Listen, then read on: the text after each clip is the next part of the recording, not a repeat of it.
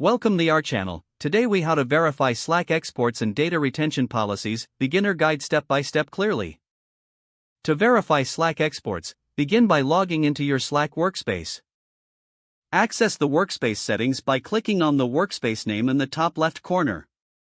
Select Settings and Administration from the drop-down menu. Then, click on Workspace Settings. Scroll down to the Import/Export Data section. Here, you'll find options related to exporting your data.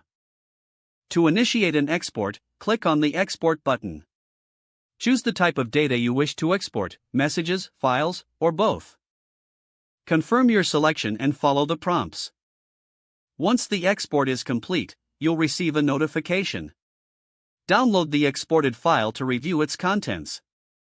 Next, examine the exported data for quality and accuracy. Check that message threads, files, and channels are included. Now, let's move on to data retention policies. Return to the Workspace settings. Select the Retention and Exports tab. Review the current data retention settings established for your workspace. Here, you can determine how long messages and files are retained.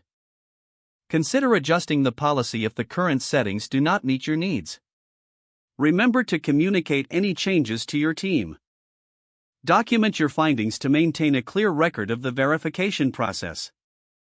This will help with future audits and compliance requirements. Keep your Slack workspace organized and compliant by regularly reviewing these settings. By following these steps, you can ensure your Slack exports and data retention policies are properly verified. If the page does not load, refresh the browser or try again in a private or incognito window. Make sure you are using the correct email address, then retype it carefully to avoid small typos.